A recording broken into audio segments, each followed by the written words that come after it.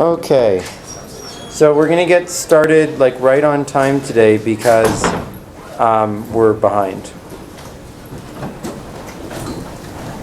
And hopefully we'll catch up today, though I'm not sure we will.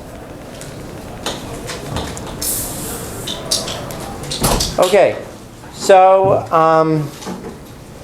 we went through incidence yesterday, which is about how surplus from trade is split. But a natural question is, how is the value that is allowed by trade created in the first place? And there are different theories about this that I want to now discuss and that are going to be the basis of the different theories of international trade. So one theory is that countries differ. All the theories of trade are going to be that in some ways countries or individuals differ, and that the heterogeneity makes some form of reallocation of goods valuable. And the different models will differ in the source of this heterogeneity. So in the Heckscher-Ohlin model, the difference is going to be preferences or endowments. And is Charlie Lin here? No? Does anyone else want to explain what that means? What's the source of trade in Heckscher-Ohlin? Yes, say. So the people in different countries Yep. they want to consume different goods. Yeah. And also they have different budget. Yeah, so they may have access, the classic example of this is, the people in China, they had tea and spices, and the people in Asia and in Europe had textiles. And, the Asians wanted more of the textiles, and the Europeans want more of the spices, and so you have the Silk Road for trading between the two of them, right? Another classic example would be insurance or risk sharing, and a lot of what goes on in financial markets. So, I might have the risk that my house price goes down. You might need to buy a house in the future, so you might have risk if house prices go up. We could sign a forward contract that agrees on the house price today, and we could both be better off as a result. In the Smith-Krugman-Melitz model, the source of difference between people is specialization. Is K-Yao Pan here? No?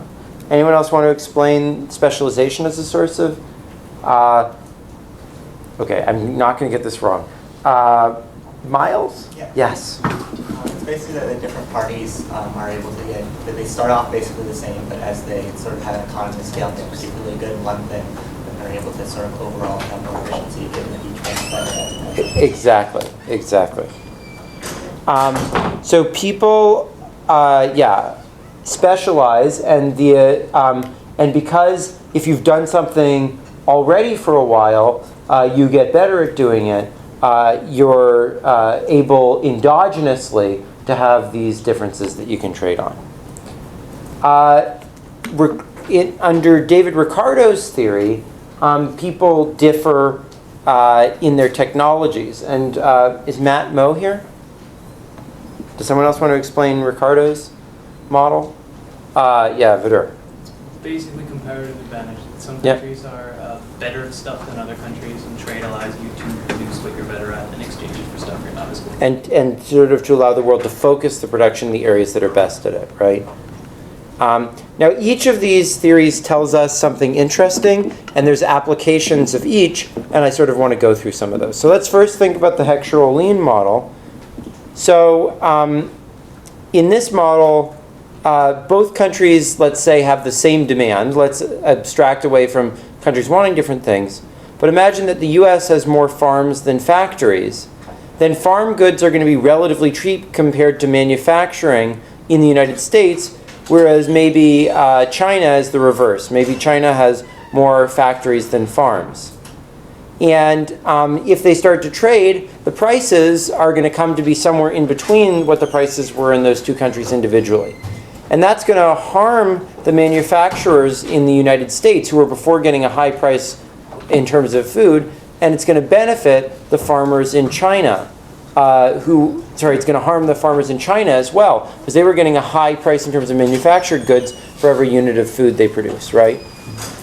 But the Chinese manufacturers and the US farmers are going to benefit more than the other group loses out. So even though both countries gain overall, the firms that were particularly good at the things that the country was bad at are going to be harmed. So there's a benefit to society overall, but a harm to the scarce factor. And this is called the Stolper-Samuelson theorem. Now, economists often advocate compensating the losers, but there are some problems with this. So one problem with this is if you try compensating them too much, this could lead groups to want protectionism just so that they could then later get bought off for removing the protectionism, right? And if you give imperfect compensation, on the other hand, there can be lobbying and even violence by scarce factors. And in fact, people have used this sort of thing to explain some important historical events. So, for example, in the United Kingdom in the 19th century, the scarce factor was land, because UK is very small, but there was lots of capital and labor.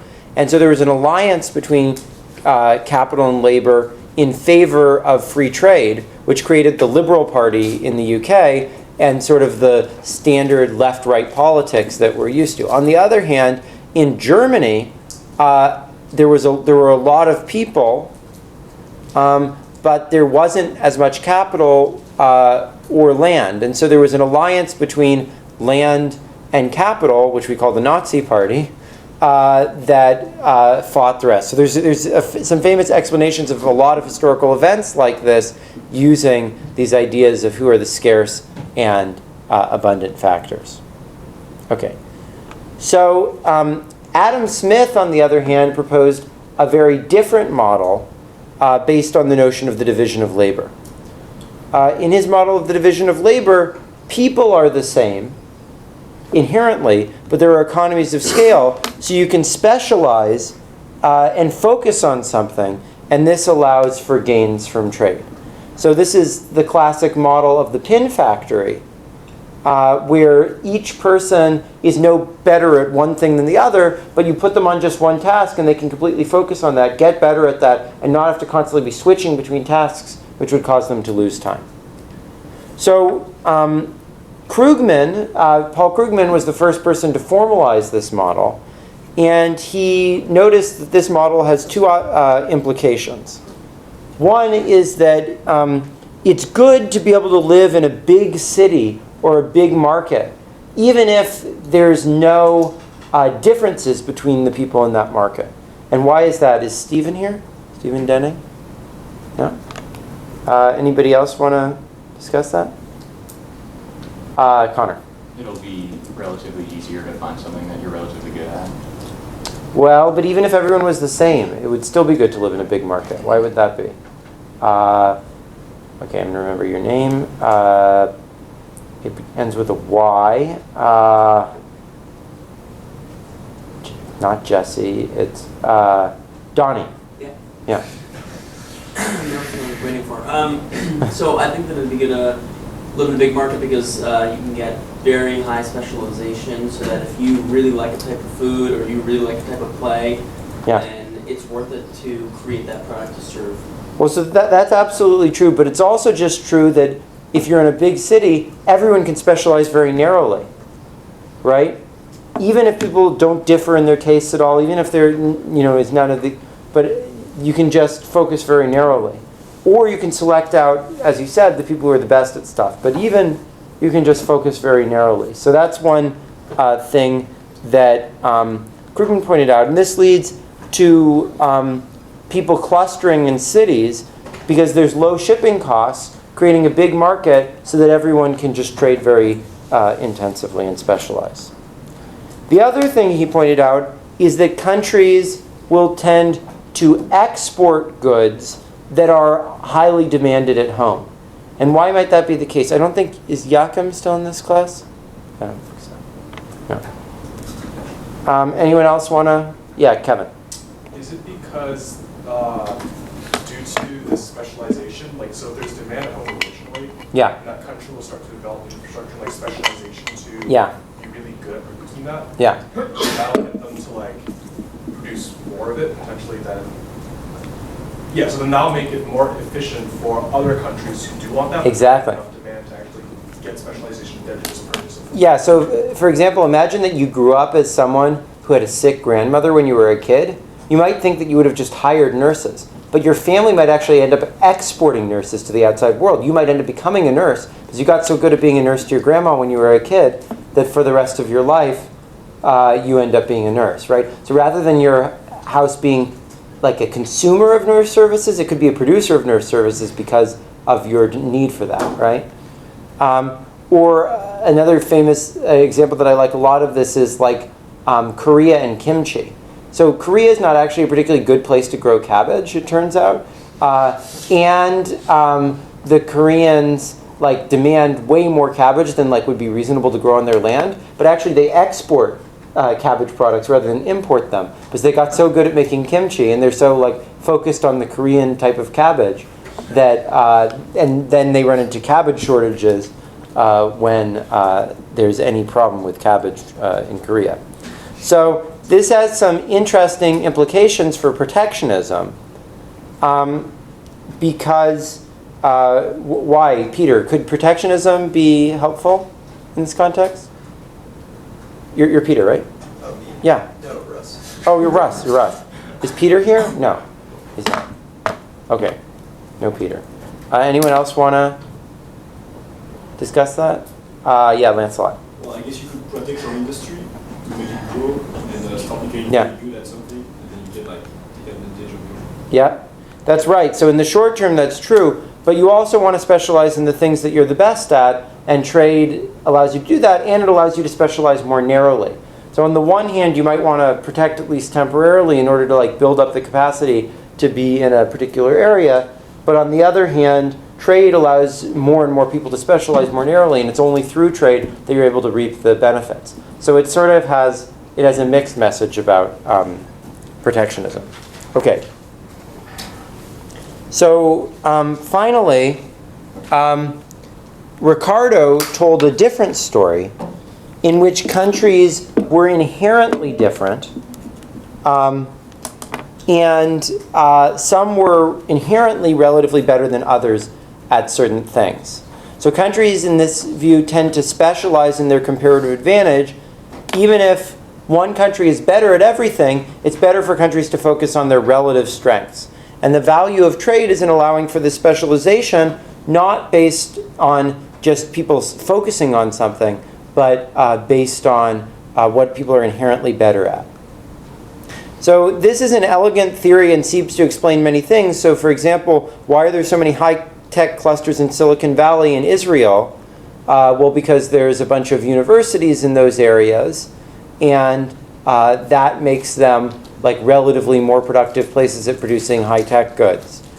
Why are figure skaters usually short and ballet dancers tall? Well, you would think those people both enjoy pretty similar activities, but it's important to be able to jump high in figure skating and to have like an extended body in ballet dancing, right?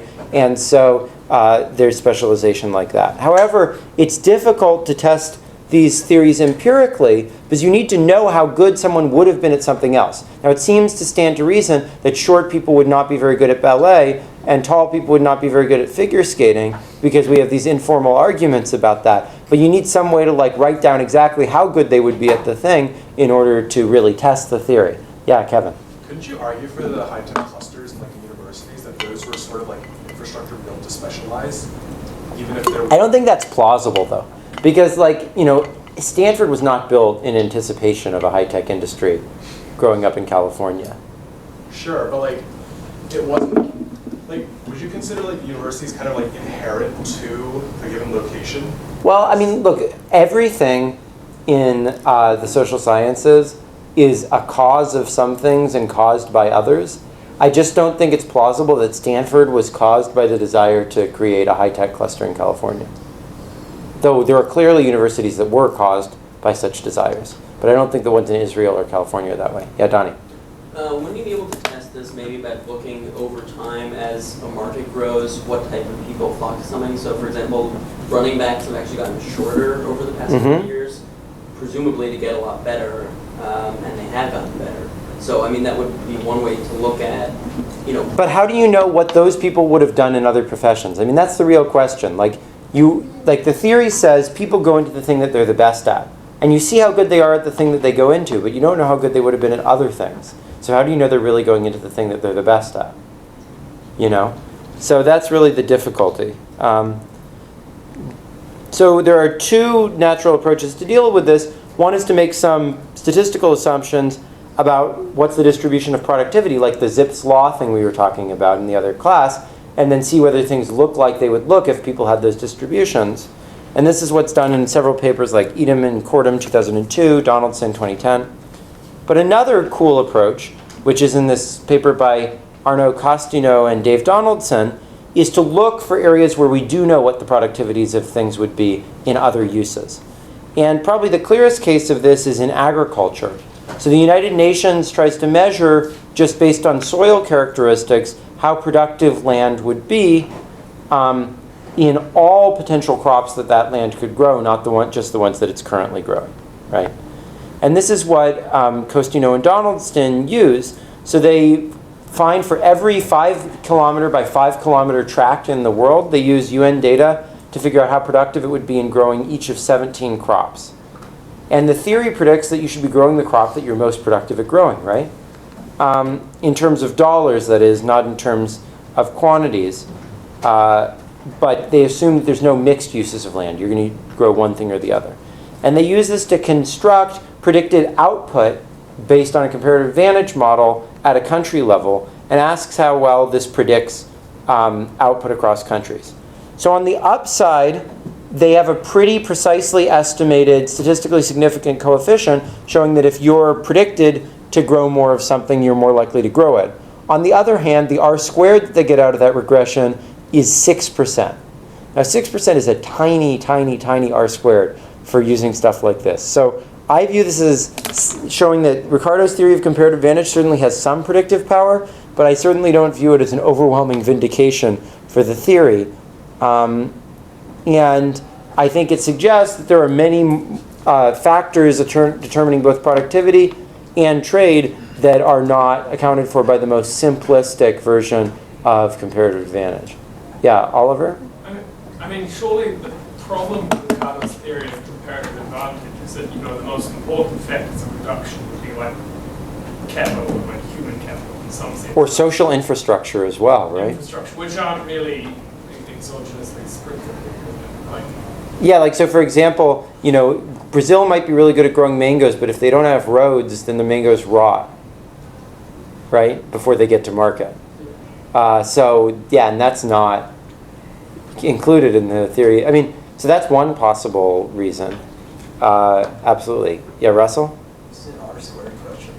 So in the first year, we're taught what R squared is. Yeah. We're taught that obviously has its downsides. And Yeah. in many cases, it's just meaningless. But Yeah. it definitely seems like in your head, you have like a level of R squared that you kind of be like, well, that's sketchy. You know, 6% definitely Yeah. falls under that level.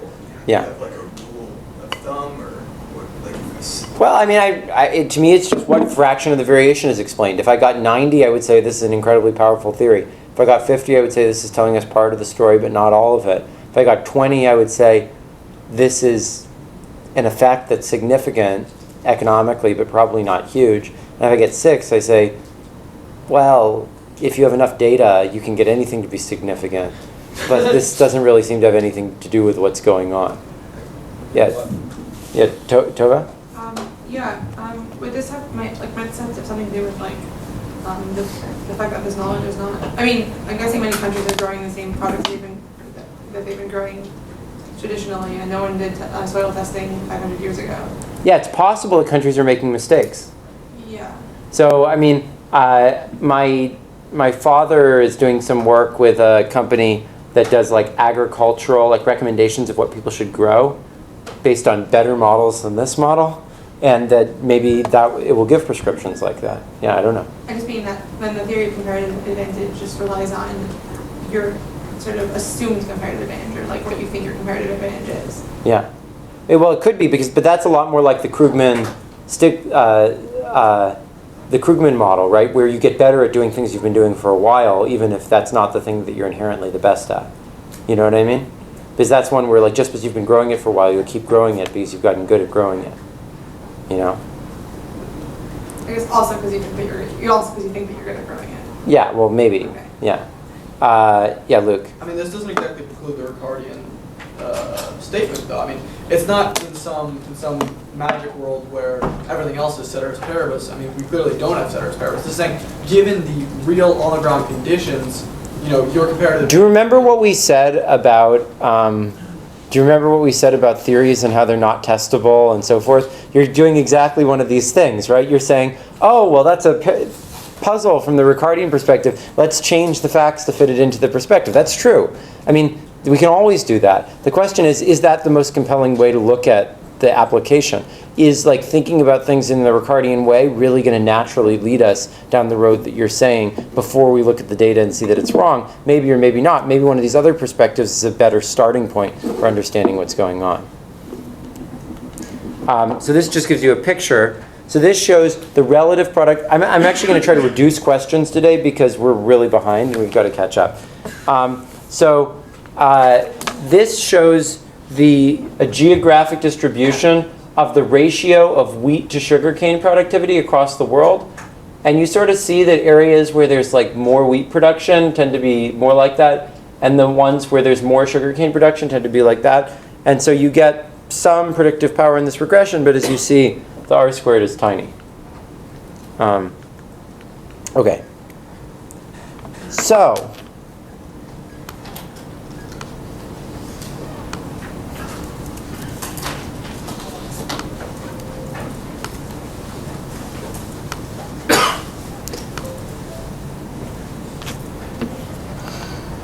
okay, so last class / this class, we studied equilibrium. Oh, what is going on?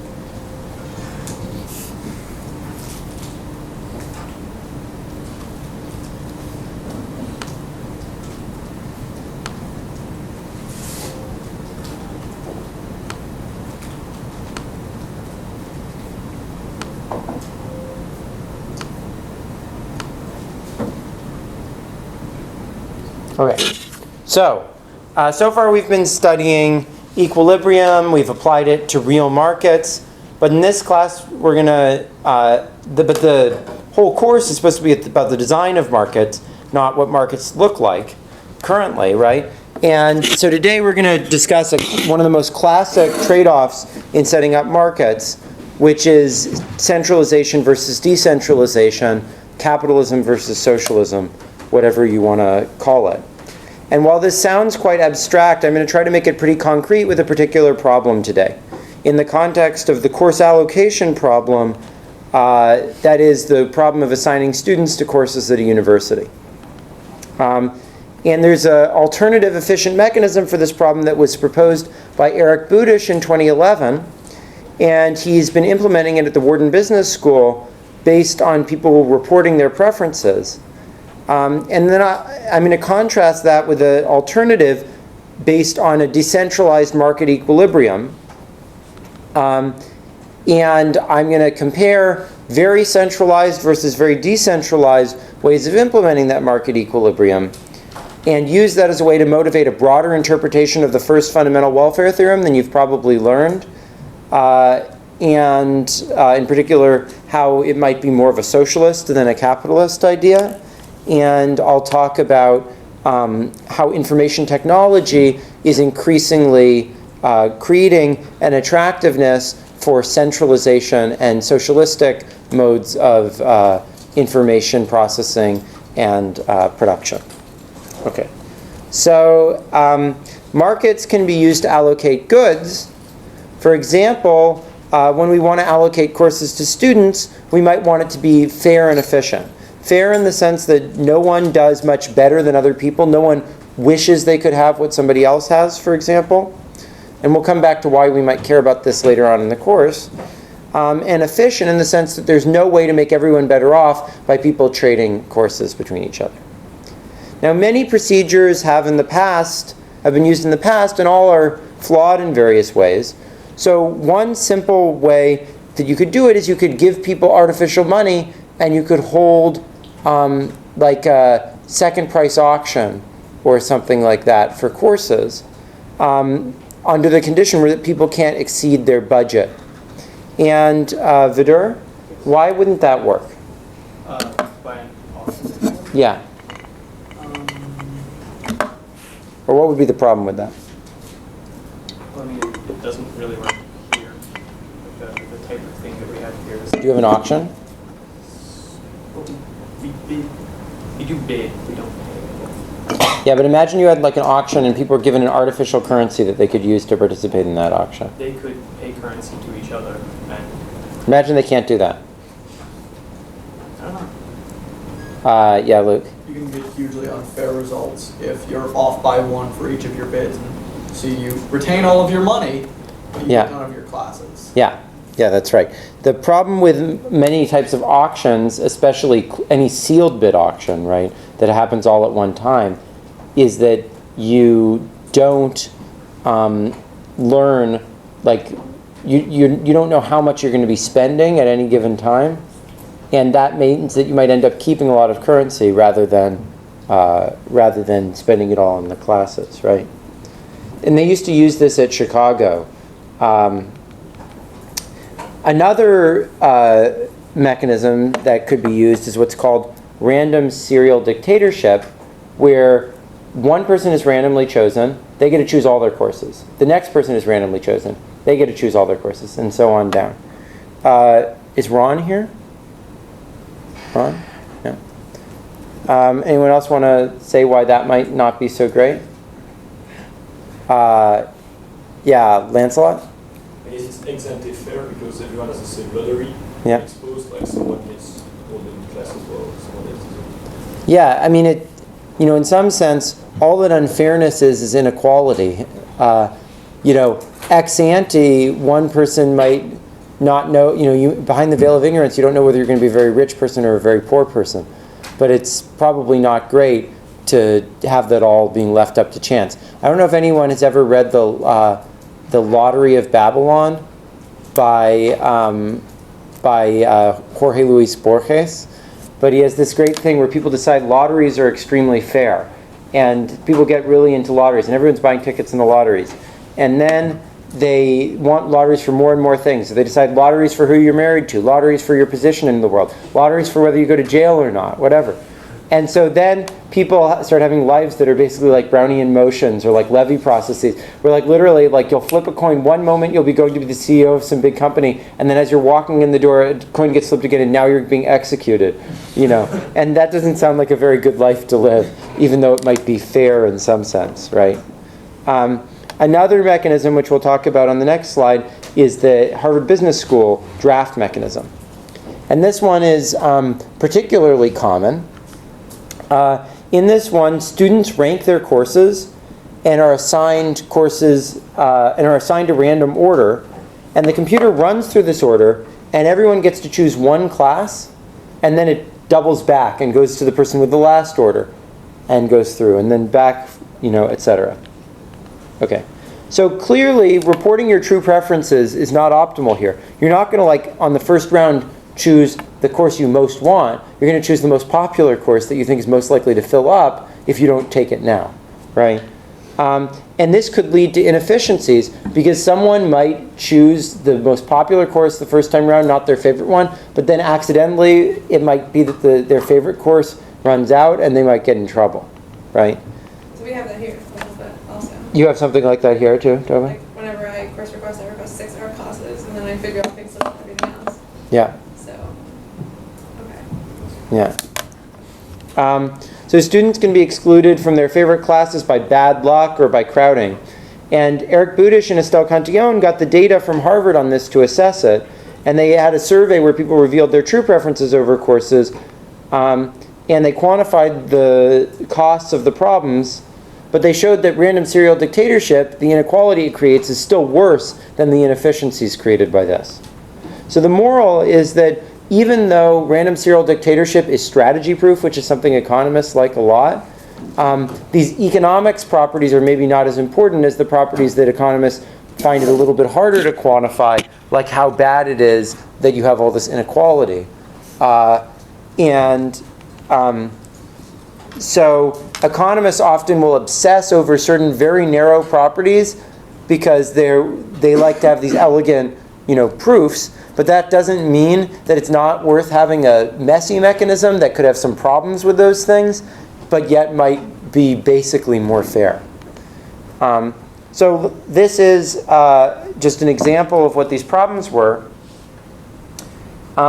So they showed that, okay, so the July demand was what people actually put into the system. And the earlier demand was what they had truthfully reported about their preferences. And what they showed is that in the unpopular courses, people reported to the system much lower demand than they had said in a survey. Whereas in the popular courses, they had higher demand than they had said on the survey. Okay. So Eric Budish proposed an alternative mechanism using a fake market. As you probably know, and as we'll talk about below, markets are efficient. And we can also make them fair if we give everyone equal income to start off with, right? So what do I mean by fair? Well, one definition is anyone can do as well as they could do in what's called cake splitting, which is where you have a bunch of people and everyone divides up and people divide up the cake, and then you're allowed to choose whichever cake slice you want, right? That's one notion of fairness. Another thing is that no one envies anyone else, which is that everyone is happier getting what they got than whatever anyone else got. So intuitively, if something were unfair, I had the budget to have bought what anybody else bought because they had the same income as me, right? And so you can't get things that are very unfair. Yeah, Oliver? Okay, Yeah. So to make this work, Budish had to include some randomness in the budgets. Had to include some randomness along two dimensions. Jose, did you have a question? Yeah, but that's the same argument that we could have done for auctions. What? No, that's not true. Because the thing is, in auctions, you didn't know exactly what the price was going to be. But I could have bought what you got. You could have bought the same probability distribution of getting what I got, but not the same final bundle. Whereas here you can get the same final bundle. Okay, so to make this work, Budish had to introduce some randomness. So first of all, he had to put noise into the budgets to deal with income effects. Is Minjae here? No. Can anyone else say why he had to put some noise into people's budgets?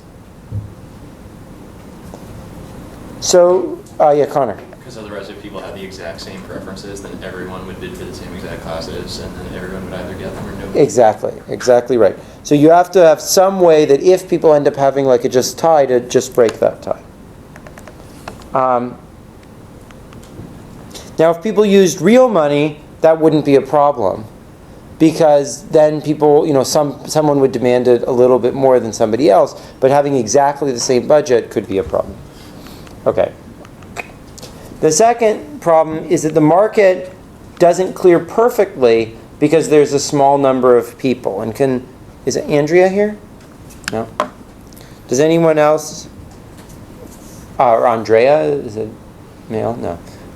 Does anyone else want to say why things might not clear perfectly with a small number of people? Or because there's a finite number of people? Kevin? Was it sort of like a thing we were doing in a previous class? I don't know, Exactly. where like you couldn't exactly nail the. Exactly. But as we said, if there's a relatively large number of people, you'll be able to get it pretty close. So you have to accept some imperfection in like the classes might be slightly overbooked or slightly underbooked. Okay. So Wharton Business School decided to implement this algorithm. And the way that he did it was he had students submit their preferences to a computer. And they ranked each course on a scale from 1 to 100. And people were allowed to give points, binary complementarities or substitutabilities. Like they could say, oh, this course is worth 50 to me and this other one's worth 50 to me, but both of them together aren't worth 100, they're only worth 80. Because I want to take one of the course or the other or something like that. Or you could have complementarities. And then the computer acts like an idealized price taker. And the students nearly have incentives to tell truth because each student's effect on the price is small. Right? The prices in the market are not that impacted by the students. And so the main thing the students affect is what they get given the prices that prevail in the market, not the impact they have on the prices. The downside of this is it's really kind of a black box to the students, right? They're submitting their preferences and then they're getting something out of the system, but they don't know exactly how it happened. The other real problem with it, which we'll emphasize a lot more in a moment, is that people can only express very particular types of preferences. These ones that have this additive structure with binary complementarities or substitutabilities, which may not be people's actual preferences. And if they aren't people's actual preferences, you won't get anything efficient, right? So it uses fake currencies that are allocated to people, and then it with little randomness, and it finds an equilibrium. And this is being implemented this fall, but in the meantime, they have some experiments. And what they find in the experiments is that people generally prefer, but they have problems with it being a black box. It's maybe a net gain over the auction or the draft mechanism, though there's not real evidence that that's the case. But it's probably not going to be huge because of these issues of black box and inability to do your preference. So like imagine that this term, I either want to take a whole slate of finance classes or a whole slate of business classes at Wharton, right? In the draft mechanism, I would be fine because I would like on the first round choose, oh, can I still get into the real finance class that was really going to determine which path I took? And then I could just determine that throughout the rest of the thing. Here I would be unable to express that. And there's lots of other types of preferences that I would be unable to express using this technology they have. And whatever flaws the other method has, the fact that it allowed me to more flexibly choose what I wanted to do could be much more important than the fact that I have a dominant strategy to report truthfully. Yeah, Tova. And if they actually could allocate fake currency and have a fake market, or would that fix it? I mean, if there was a way to prevent students from, I mean, it's Wharton, so they're going to buy. Well, the question is, what does it mean? I mean, his whole idea is you have this like algorithm. I mean, if you actually like had a marketplace, yeah, I mean, but what mechanism would you use in that marketplace? The auction doesn't work for the reasons we talked about before. Well, you could have well, we'll talk a little bit about how such a fake market might work in just a moment. But so here's the results they got from the experiments. So they asked whether, they ran this a few different times, and they asked whether people preferred the system that they proposed or whether they preferred the original system. And as you see, sort of most of the time, a majority of people preferred their system, but it's certainly not an overwhelming majority of people. And there are times when a minority of people preferred their system. So it's not all that clear that it's a better way of running things. Okay, so the advantage of the Wharton system is that it's pretty simple to use. The disadvantage is that it restricts reporting, and it's sort of a black box. And so a natural question is how to allow richer preferences and to make things more transparent. Well, as Tova said, we could have people actually participate in a market. This would require holding some sort of an auction, and we know from before that sealed simultaneous auctions are not going to work because people don't know where the prices are, and therefore, there's a mess in terms of people having money left over. So we need to give people more information. So a natural format thing to do would be to have more of an open format. And Dunsey, is Dunsey here? No. Does anyone else want to describe how that might work? A more open format auction? Remind me of your name? Matt O'Keefe, right? Yeah. Maybe you know how many people are currently trying to get into the class for you? Yeah, you might have a sense of what the demand is at the current moment, and you might have a bunch of auctions running at the same time with ascending prices or something like that, right? Oh yeah, Luke. You could generate some sort of stock exchange. Yeah. Where there's an initial price you take from last year's final price, and then. Yeah, and then you let things sort of go. Yeah, Tova. I mean, you could just, or people could just express their price, like write it down. I mean, this is the price I would pay for this, but then no purchases are made until the end of a certain time period. And that would actually help the problem. Yeah, I mean, that's similar to an open, that's sort of how some stock markets work, right? So you could announce prices for each course, let people choose which courses they want, raise the price if there's excess demand, right? Lower the price if there's excess supply, and wait till things sort of converge, right? This is called a tâtonnement process, and it has some problems. One problem is, does it converge or not? And does it converge in a reasonable amount of time? You don't want people sitting there forever. So it turns out that it doesn't necessarily converge, and that global stability is key to this. But because income effects may be large, it's not obvious that it's going to converge. Here, income effects can be large. Why? Because your budget is really not that big relative to the courses that you're having. Maybe you're going to buy 5 courses with your budget, so each one is 1/5 of your budget. And so that could lead to all sorts of problems with income effects like we were talking about last class, right? But Stephen Smale had a really, really nice insight about this, which is that speed and convergence are basically the same problem. So let me go through Smale's argument. So imagine you had just one market and you wanted it to clear, right? And imagine that at a price of 10, there was an excess demand of 20 units. And you raise the price to $11, and suddenly there's an excess supply of 100 units, right? So you would say, oh shit, I'm like moving the price by way too much, right? I should really slow this down to much smaller increments, right? Alternatively, imagine that you had an excess demand of 19 when you charged a price of 11. Then, is Robert here? Robert Kramer? Yeah, Robert, what would you do in that case? Probably want to move it a lot faster. Yeah, exactly. So I always think of this as like what you do when you arrive in a foreign country and you're trying to turn on the shower. You know, you're sitting there and you it's freezing cold and you turn it a tiny bit and now it's scaldingly hot. And you jump out and you're like, okay, or you might turn it and keep turning it and nothing's happening, right? And so so this is called Newton's method. The rate at which you change the price with respect to time should be equal should be inversely proportional to the rate at which the excess demand changes with respect to the price.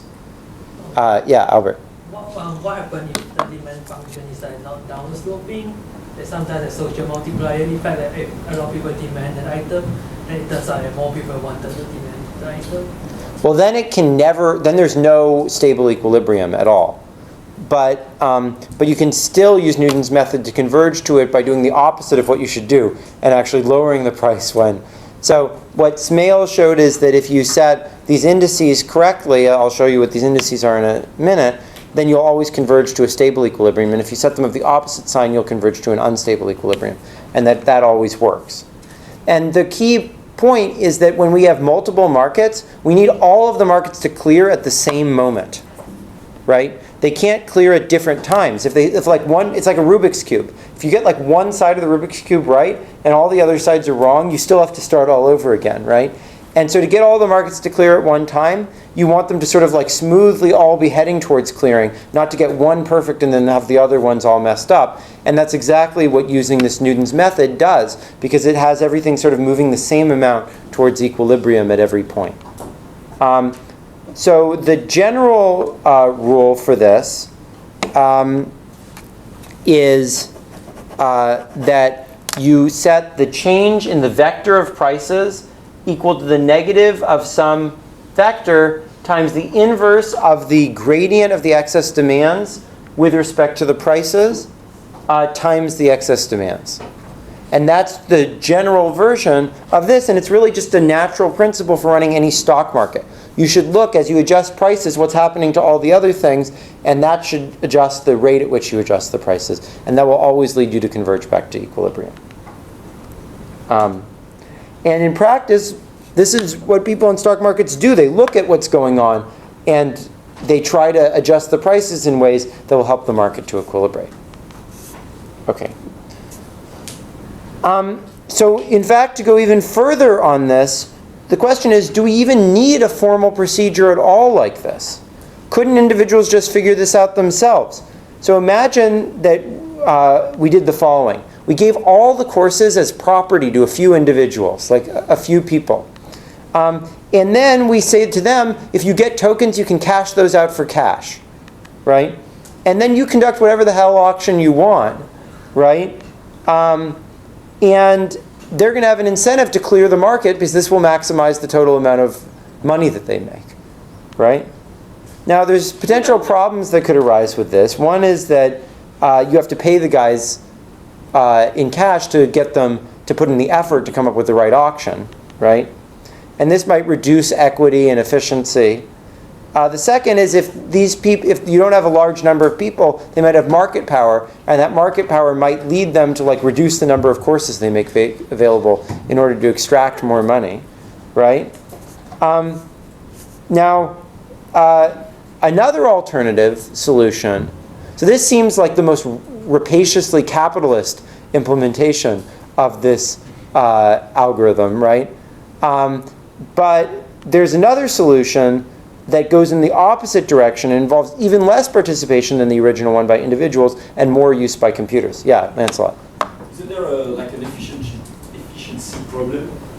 If because of tâtonnement, like I buy a class at like a way higher price than its new price? No, you only end up, in tâtonnement, you only end up paying when the market clears.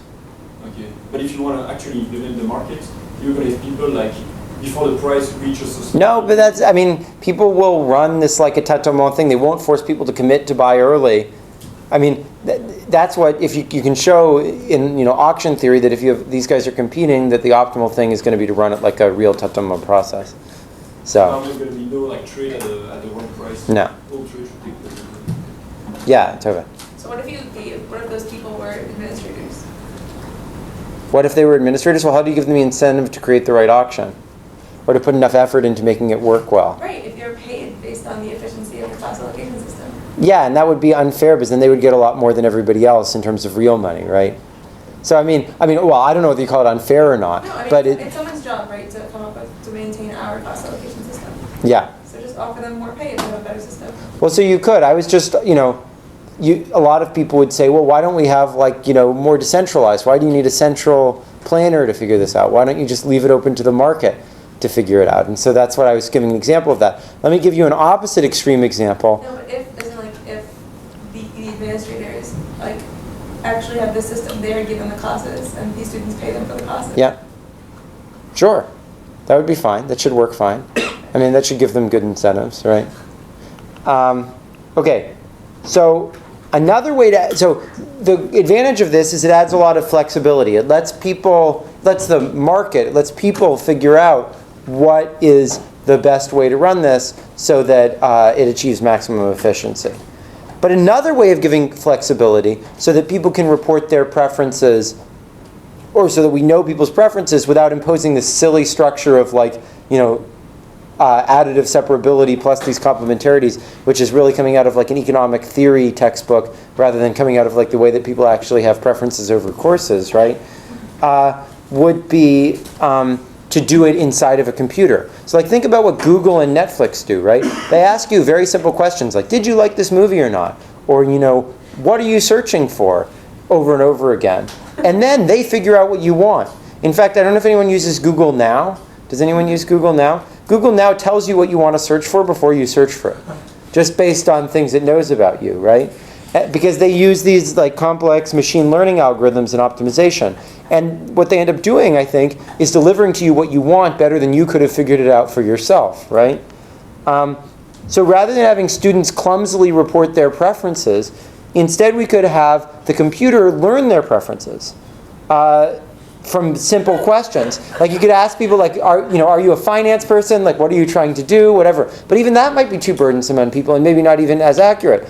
Instead, we could just have everyone submit their whole hard drive and monitor their behavior as they walk around campus with cameras, or have them play all sorts of apps or get the data from those apps, and from that just figure out what their classes they're going to like better than they could figure out themselves. And that not only gives them more flexibility in the preferences, but it's based on like a really nice machine learning algorithm that really clusters things well, but they don't even need to worry about answering it, and they don't, or even figuring out what they want. It'll just tell them what they want, and it'll do it better than they do, right? And the algorithms for doing this sort of thing are getting better every day, right? There's no need for some market equilibrium black box and a bunch of stuff. You just compute a fair and efficient allocation, right? Because all that the market equilibrium is doing is computing a fair and efficient allocation. You know everyone's preferences, compute a fair and efficient allocation, assign that to people, right? That seems to me like the purest form of communism you can imagine, right? So what we basically just showed is that Eric's implementation of this, which restricts people's preferences, doesn't correspond to the efficiency results that he does. But these two radically different things, completely different. One is like pure communism, right? One is like rapacious capitalism. Both of those actually do implement the efficient allocation that he was trying to get at, right? You sound like you have the bare bones of a really good sci-fi short story. So, Slash our actual lives. so as these algorithms get better and better, they relax the trade-offs that we were raising before between the rapacious capitalist system giving you flexibility and the system that Eric designed putting in more rigidity but more fairness, right? Because and we don't even need to tax the students' time in the rapacious capitalist system and have them sitting there running through some auction that runs forever, right? So I think as algorithms improve, they're going to increasingly eclipse any benefits that we gain from decentralized systems. Yeah, Albert. What happens if a student has some like disability from their privacy being infringed? Well, I'm not going to talk about that till the end of the class. But yeah, maybe that could be an issue. But people don't really seem to have that all that much. I mean, people talk about that, but people seem to like still use Facebook and Google all the time because they value the service a lot more than they value whatever reduction in privacy they have. Okay, so let me try to summarize the ups and downs of the centralized and the centralized systems that I think are being eclipsed by these algorithms. So the relative advantage of centralization is it has little human error, it's cheap and easy to interact with, it clears quickly and efficiently, not in a bunch of rounds, and it's much harder to game because it's less clear how to use your market power. And it's easier to address externalities because you can just stick them into the optimization algorithm rather than having to like impose some tax on the market. You don't need to give rents to people, to rich people, basically, to make people rich in order to get them to implement an efficient system. The relative advantages of decentralization is that it's more flexible to heterogeneous individual preferences. It gives individuals a sense of ownership over what they're doing. And I think, to some extent, this is really just an issue of marketing, because Google and Netflix certainly make you feel like you're empowered, even though they're telling you what you want. They make it feel like, oh, we're just going to cater to what your preferences. You'll get exactly what you want from us, and it will be totally specialized to you. So I'm not sure that these centralized systems have to feel oppressive. I think they feel oppressive only if they do a bad job responding to individual heterogeneity. And I think that the key advantages of centralization with respect to decentralization are growing with computing. And I think one really interesting thing is, all this economics literature, it focuses on stuff like strategy proofness, whatever. And it focuses almost not at all on what most of the 20th century was fought over, which was the centralization versus decentralization. In fact, all that is viewed as a detail of implementation in these papers to be, oh, we'll put in additive separability, or oh, we'll put in this or whatever. When most of the 20th century was like a giant war over the benefits of centralization versus decentralization, right? But I think that that computing is really making centralization much more attractive because it allows computer systems to deal with heterogeneity and makes the marketing to persuade people that that's okay with them more powerful. So, the fundamental welfare, probably the most famous results in economics are the first and second fundamental welfare theorems. The first fundamental welfare theorem says that any market equilibrium is proto-efficient. And many people take this as saying that laissez-faire is good and government is bad. But really this perspective completely ignores the last slide, right? We can implement a market equilibrium through rapacious capitalism. Or we can implement a market equilibrium by having the government just choose a fair and efficient allocation based on the information it's gathered about you, right? And in either version, the decentralized and centralized implementations are identical. The real issues of relative value are the things raised on the last slide, not the issue of efficiency. The second fundamental welfare theorem says that any proto-efficient allocation can be achieved by a market equilibrium with appropriate transfers between people.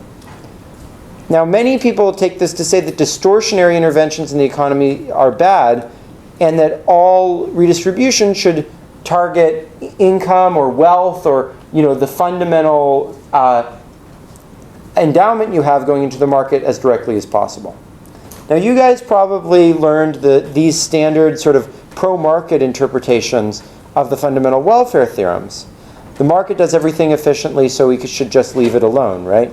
But this is not how they've always been seen or taught. And so I want to try to expose you guys to an alternative interpretation of these that I think is already suggested by the analysis we've done so far. Now, many famous socialists argued something else about the welfare theorems. Is John Fallon here? Yeah, John. What did the socialists argue about the welfare theorems? Don't look at your slides. Would it be that you could find a way through centralization to find the optimal? Yeah, that's right. That's their interpretation of the first fundamental welfare theorem, right? That the planner can just implement the relevant conditions. That basically all that prices are Lagrange multipliers in the social planner's optimization problem. And you can implement those by having people talk about prices and markets, or you can implement them just as an optimization tool in a big computation, right? And that in practice, markets suffer from many imperfections that make them not like these idealized markets, like market power, externalities, public goods, mistakes by people. And we'll sort of study some of these things throughout the rest of the course. And therefore, that socialism would be more efficient because it would implement the true market allocation. That it would be a more perfect market than the market is, right? And that the welfare theorems warn against stupid, suboptimal local deviations from efficiency, which show up in markets anyways. They, for example, don't subsidize things as a way to redistribute resources. But these theorems may actually favor a centralized system rather than a decentralized system. So think of all the non-market applications that I gave earlier when we talked about markets, right? So the welfare theorems don't necessarily favor capitalism or socialism. They really say just that there's an equivalence between a certain optimization problem and a certain other optimization problem. That's all that the theorems say, right? So if not this, then what is exactly good about markets? Munsu? Yeah. What did Hayek argue was actually good about markets? If the welfare theorems aren't the argument in favor of free markets. Did you read the Hayek paper? No. Did anyone else read the Hayek paper and want to talk about that? Let's see. Tova, go ahead. Can I ask a question? Yeah. Are we talking about, like, all of the sort of things we said about centralization are all current, whereas centralization even 30 years ago looked totally different? Yeah. So, are we, like... I'm going to go through this in a minute. I'm going to make a whole argument about this in a minute. Yeah, go ahead, Miles. The problem is that they just don't have the information, so markets are a really good way to show information through prices in a really quick and easy way. Exactly. So this was the famous argument given by von Mises and by Hayek. It's usually attributed to Hayek, but it originally comes from von Mises. He said, for a planner to make all these decisions, he needs information. And how would she get that information without prices, right? So imagine trying to build a railroad. And you're trying to decide, do I want to go around a mountain, or do I want to build a tunnel through the mountain? Well, you have to weigh the additional labor of building the tunnel versus the materials saved by going the other way, etc. And how do you judge all those things without relative prices by which to determine them? You need to do some huge calculation, right? And what the argument is that calculation is exactly what's done by the market economy, right? You need, with just a few prices in the market, you're able to learn a lot, because all different people are coming together and incorporating their information and their decisions into determining those prices. Otherwise, you have to do some giant computation to figure out what all those prices should be, and how would you get the information from all the people on the ground about what to do about that. So there's a scene from James Bond that I like a lot about this. So I don't know if anyone saw the Skyfall, the last James Bond movie. And there's a conversation between him and Q, who's like the technology guy. And Q says to him, look, I could do more damage in my pajamas by noon than you could do during a year in the field, because, through hacking and whatever. And he says, well, then why don't you fire me?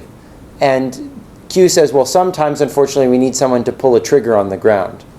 And he says, and James Bond says, or not to pull the trigger. It's hard to know when you're in your pajamas, right? So there's that knowledge being at the place, what Hayek calls the man on the spot, that is not necessarily easy to incorporate purely based on expertise. Yeah, Donnie?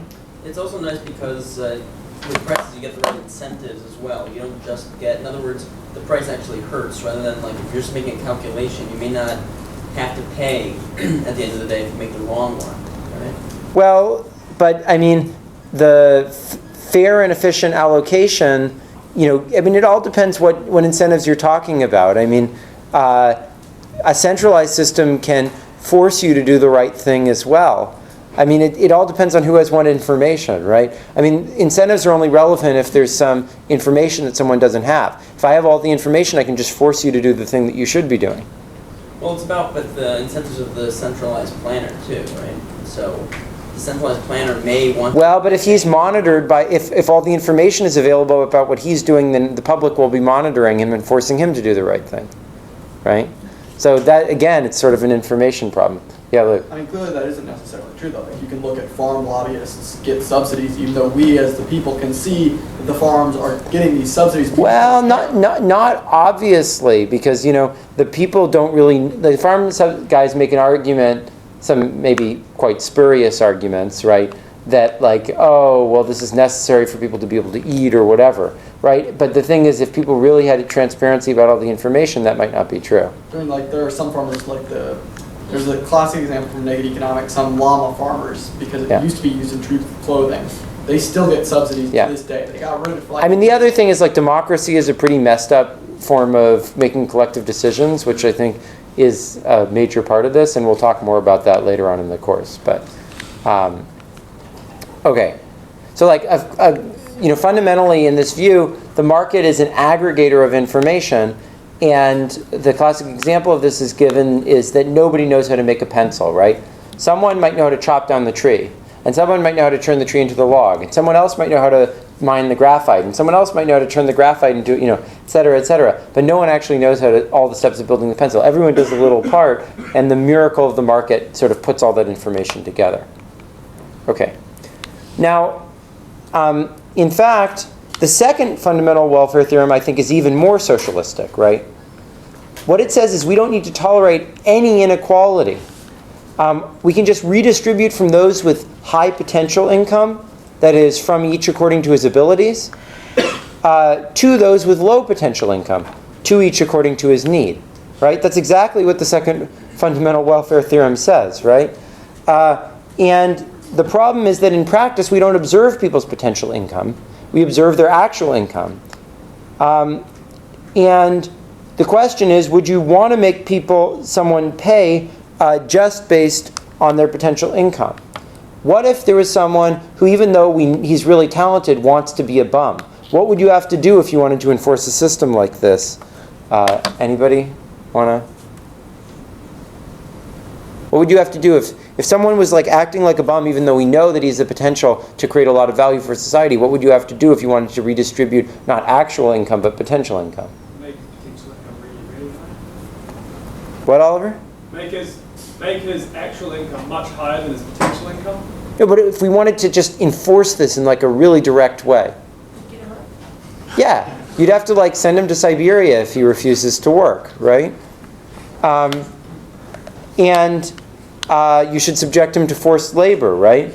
So, in fact, that's exactly what the communists did. So if you want to say who really tried to implement the second fundamental welfare theorem, rather than redistributing actual income, they tried to redistribute potential income, it was the Soviets. They forced you to go into the profession that they thought was right for you. They forced you to maximize your potential ability, or they would throw you into the gulag, right? So this, not anything that's like we call free market capitalism, is the real import of the second fundamental welfare theorem, right? Now again, the lack of information that we have, because we don't know people's true abilities perfectly, that puts limits on our redistribution and forces us to do things like taxing income rather than potential ability, right? Forces us to have a system more like what we have in the West than like what they had in Russia. And therefore forces us to also have, along with that, some inequity as a consequence of our inability to get the information about people's potential income. Okay, so if market failures are the main cost of markets, the main value of markets, as we just mentioned, is delegation. If individuals have information the government doesn't, there's value in allowing the market to function and bring that information out. So for example, if we knew what people's potential incomes were, we could just redistribute that. But if we try to do that, then we might end up having to throw a bunch of people in the gulag, which would be really bad. And so we have to tax instead people's actual income, which reduces the amount that people work, right? Regulation, which we'll talk about later in the course, will typically make sense to try to hold prices down, to try to eliminate market power. But it's hard to know how much to regulate when the company knows its own costs. Another example of this is we often give patents or other forms of market power to reward innovation. We could always just give prizes, but that would require us to know how valuable the product was. And we might not know that without seeing how much money it makes in the marketplace, right? Another version of this is like, how much information should we give to consumers, or how much should we try to elicit from consumers? We could just give them very little information and just tell them, look, you should buy this good, you should not buy that good, but that doesn't take into account heterogeneity, right? Just as we talked about in the course allocation equilibrium, right? On the other hand, if we give consumers a lot of information, or we try to get a lot of information out of them, that could be a burden on them. So the real trade-off between different systems has to do with how we process information. And the availability of big data is really changing things. So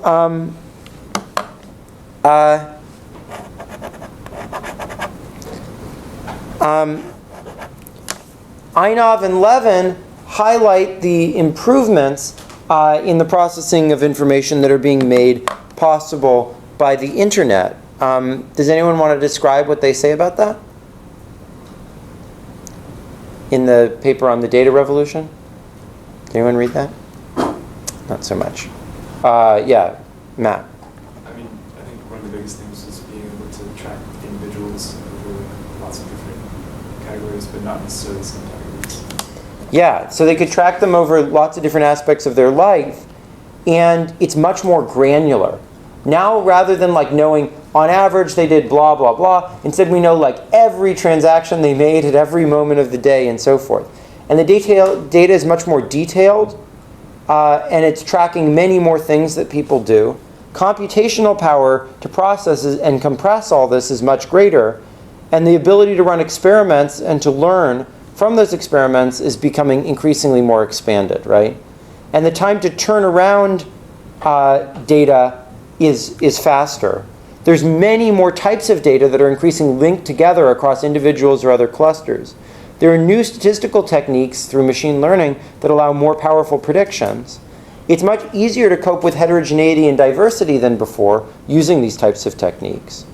Incentives to lie are increasingly muted by the fact that these algorithms are actually helping cater to people's preferences better, to serve them with advertising and information that they want more.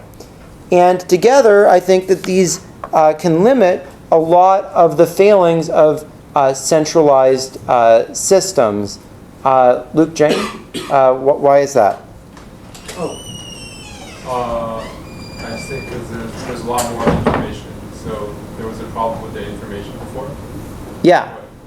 Yeah, so the centralized systems couldn't have access to the information, right? That was the deficit of centralized systems. The whole point of the market was to gather that information. But now increasingly the centralized systems have much more information than any private actor is able to process. And the aggregate power of the computers to run these simulations might be much greater than the aggregate power of the human minds that interact in the markets for this sort of computation. Yeah, Lancelot. But this is not sustainable because we have this information, we have those data sets because we let people make decisions. And if we started like... I don't think, well, I'm not going to comment on that. Look at the problem set. Look at the problem set. You'll see. Yeah, Tova. But when you still have the trend to the gaming the system aspect, like as in, if I don't necessarily deserve something because let's say my preferences are less than my abilities are fewer, I might try to way exaggerate my desire for something. Yeah, well, so again, look at the problem set. You'll see. The problem set will talk about the sense in which the ability of the system to learn people's preferences can actually provide an incentive for people to be truthful to the system. You'll see. Okay, so the informational advantage of the market is being rapidly overwhelmed by the advances in information technology. In fact, I think you can view a lot of history of moving back and forth between centralized and decentralized systems as the advances of either industrial technology, which requires more specialized information, or information technology. When industrial technology didn't advance that much, but communications technology, like people being able to ride horses and monitor, advanced, that's when centralized states started to form. But then as industrial technology got better, people moved more, like during the Roman Empire, and during like the Greek states, to more decentralization. Then as the communications technology started to break down, you moved more even towards like these feudal forms of organization. And I think you can view lots of these moves back and forth in history as a competition between communications technology that allows for centralized management based on observing what's going on, and industrial technology, which puts more need for people to have this local information to run the relevant technologies. Now, because of market distortions, centralized systems will be better absent greater information. And therefore, it's really, capitalism is really justified by the lack of computational power and information in centralization. So if you buy into that, Albert, what should be happening as information technology advances? I think it will be more centralized. Yeah. But maybe you get more extreme views. Like if you're a Democrat, you will search for a Democrat stuff on Google, and Google will return you. Well, so that's actually not what the evidence suggests. Jesse Shapiro and Matt Jensko have a paper about this that shows that actually it's the opposite. But what you would expect, just based on this theory, is you're going to get increasingly centralized and sort of socialistic ways of managing the economy. And in the internet age, local knowledge is gradually retreating. And that erodes capitalist institutions because decision engines are increasingly making decisions for us. Everyone used to say that the biggest flaw in the Soviet system was they were good at producing steel, they were good at doing all these objective things, but what they were bad at, right, was catering to consumer demand. Well, that's not really true anymore. Netflix knows better what movies you want to see than you know what movies you want to see, right?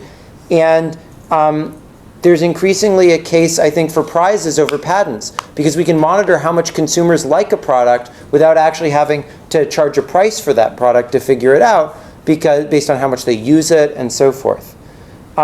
It's getting easier to monitor income and ability based on like genetics, for example. We can predict what people's potential ability is much better than we could in the past, so it's going to be easier to redistribute without distortions. Consumer decisions in financial markets tend to be bad because they have problems doing all the computations necessary to process what's going on, and so that recommends much more centralized ways of running those sorts of markets. Yeah, Tova. Don't we still have the incentive problem? Again, look at the problem set is all about that. I mean, the reason that you don't, you have to do the problem set. We'll talk about it afterwards if it doesn't come through to you after that. In terms of preference, I mean in terms of production, in terms of like you're working. Well, it's all basically so first of all, socialism had, I believe, just as strong incentives as capitalism did. I mean, if you slack off under capitalism, the worst thing that happens to you is you go on welfare. Under socialism, if you slack off, you go to the gulag. Right. That's a whole lot worse. So, no, I mean, I think that if you have the right information, you don't have an incentive problem. If you know what people are doing, they're going to be sure they're going to get caught. And then there's no incentive to slack off. Right? The only incentive to slack off and the necessity of the gulag comes from the fact, I mean, you have to have the threat of the gulag. So then you don't necessarily punish, I mean, I guess you don't necessarily pay people in wages and punish them with firing them, pay them in the products that they want and punish them. But I feel like that's also just capitalizing the centralized system. Well, I guess what I'm trying to point out is that all the things that you think are characteristic of capitalism are really no different from socialism. These are all just labels that people put on things. The only real distinction is whether information is processed in a centralized or a decentralized way. That's the only real distinction. And that is increasingly moving to centralization, but it's exactly these information technology companies that are moving it that way. It's just happening under our nose, and we don't realize that we're really implementing the socialist utopia that we've wanted, that people have wanted for hundreds of years. It's just that the Soviets tried to implement that before the technology was necessary to actually do it. So, Marx said that capitalism would be its own undoing, but I think in totally the wrong way, because he didn't realize that the key was information processing, not anything about excess returns to capital or whatever.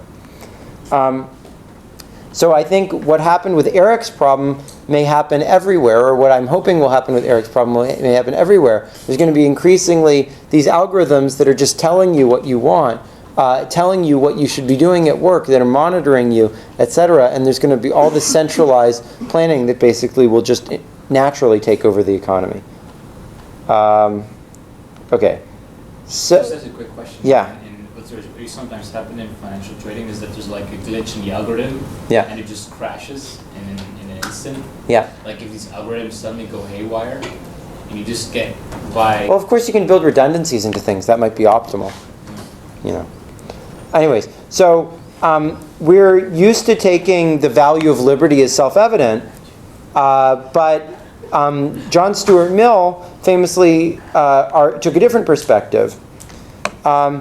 And he had much more of an economic view of why liberty is valuable. The fundamental problem with fundamental liberty is like, at what age do you suddenly have this complete freedom? Well, that's not how parents really look at it. They sort of gradually give their children more freedom over time. Is David Wilson here? No. And I think that the reason that they do that is that, the parents and the children's goals differ from one another, but the child often knows more about their situation than the parent does, right? And, as you get older and older, your parents say more and more, well, you know better now. But when you're young, they say, I know better what's in your interest, right? And they delegate more and more to their child as the difference in preference gets smaller and the difference in information, the child knowing more about what's good for them, gets greater, right? And so, on the other hand, if the parent or the state or whatever centralized authority knows more and more, then it will delegate less and less to people. There will be less and less role for freedom, right?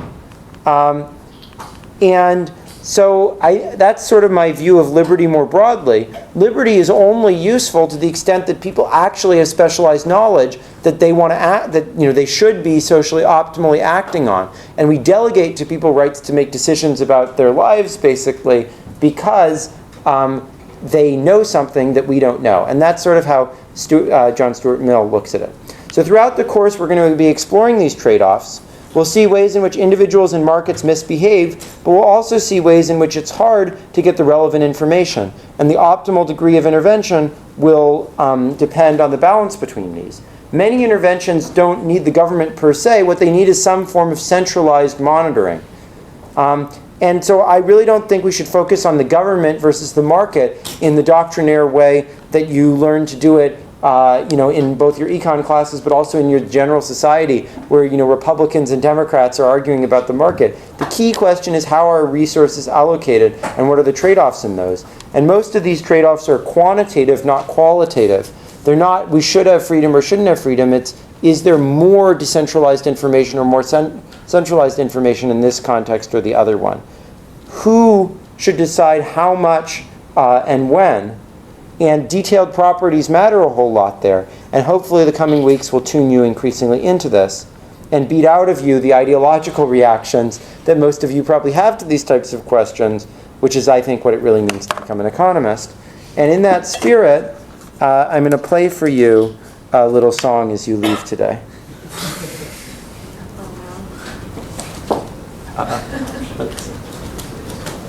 You guys can go if you want, but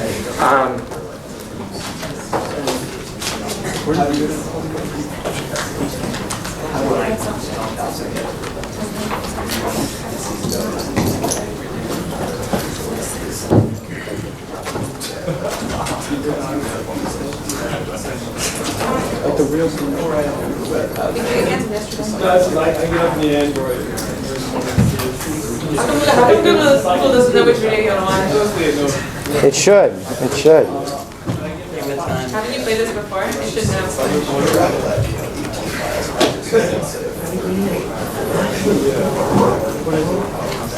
I think you told everyone wants to.